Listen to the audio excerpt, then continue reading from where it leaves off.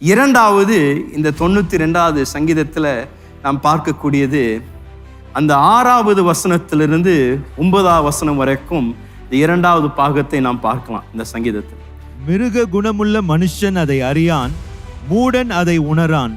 துன்மார்க்கர் புல்லை போல தலைத்து அக்கிரமக்காரர் யாவரும் செழிக்கும்போது அது அவர்கள் என்றென்றைக்கும் அழிந்து போவதற்கே ஏதுவாகும்.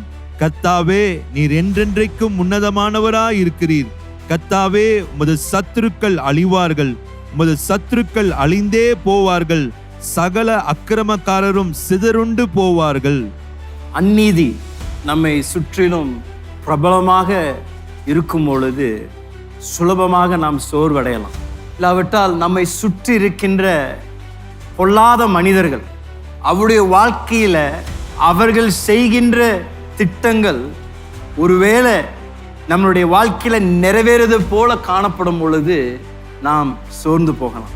ஆனால் இந்த 2வது பாகத்தில் சங்கீதக்காரர் நமக்கு ஞாபகப்படுத்துகின்றது, இந்த அந்நீதி துர்மார்க்கர் தேவனுடைய வார்த்தையில மீண்டும் மீண்டும் சொல்லப்படுகின்றது, அவர்கள் நிலைத்திருக்க மாட்டார்கள். அவருடைய செயல்கள் நிலைத்திருக்காது. தற்காலிகமாக ஒருவேளை இன்றைக்கு அவர்கள் வெற்றி சிறக்கிறதை போல காணப்பட்டாலும், உங்களுக்கும் எனக்கும் தெரிந்திருக்கின்ற ஒரு மிக முக்கியமான ஒரு சத்தியம், அந்நீதி என்றைக்கும் வெற்றி பெறாது. நீதி மாத்திரம்தான் வெற்றி பெறும்.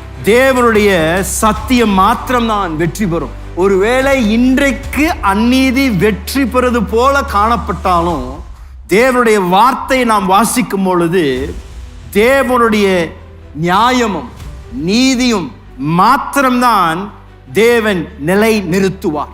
இன்றைக்கு நீங்கள் சந்தித்து கொண்டிருக்கின்ற அந்நீதியான சம்பவங்கள், உங்கள் வாழ்க்கையில் ஒருவேளை இந்த வருடம் அந்நீதியாக சில காரியங்கள் செய்யப்பட்டிருக்கலாம்.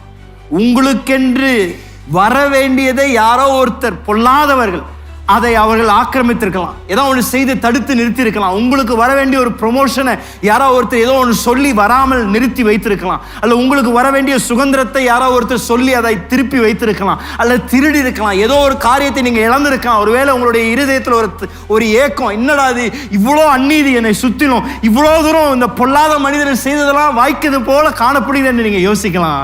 ஆனால் இந்த சங்கீதத்தை நீங்கள் வாசிக்கும் பொழுது எனக்கு பிடித்தது அந்த 6வது வசனத்துல அவர் சொல்றாரு, வாசிங்களா அந்த 6வது வசனம். மிருக குணமுள்ள மனுஷன் அதை அறியான், மூடன் அதை உணரான். அப்படின்னா இது நம்மளை குறித்து பேசல, இந்த துர்மார்க்கரை குறித்து பேசுகின்றது, அந்நீதியை செய்கின்றவர்களை குறித்து பேசுகின்றது. அவளுக்கு ஒன்றும் தெரியல, அவங்களுக்கு ஒன்றும் புரியல. ஒருவேளை அவர்கள் செய்து கொண்டிருக்கின்ற காரியங்கள் வெற்றி பெறுகிறது போல அவர்கள் உணரலாம். ஆனா அவர்களுக்கு தெரியாதது, இந்த நாள் முடிவுக்கு வரும், ஒரு புதிய நாள் துவங்கும். இந்த புதிய நாள் துவங்கும் பொழுது தேவன் என்னுடைய சத்துருக்களுக்கு முன்பதாக ஒரு பந்தியை ஆயத்தப்படுத்தி அவர்களுக்கு முன்பதாக என்னுடைய தலையை உயர்த்தி என்னை அபிஷேகப்படுத்தக்கூடிய ஒரு நாள் வருகின்றது என்று அவளுக்கு தெரியாது. ஆனா உங்களுக்கும் எனக்கும் தெரியும். காரியங்கள் எப்படி முடியும் என்று தேவன் ஏற்கனவே உங்களுக்கும் எனக்கும் சொல்லியிருக்கிறார் ஐயா. இன்றைக்கு ஒருவேளை நம்பிக்கையற்ற ஒரு சூழ்நிலை இருந்தாலும் உங்களுக்கும் எனக்கும் கொடுக்கப்பட்டிருக்கிற இந்த ரகசியமான ஒரு வெளிப்பாடு, அந்த நாள் வரும் பொழுது தேவன் நிச்சயமாக நீதியை சரிகட்டுவார்.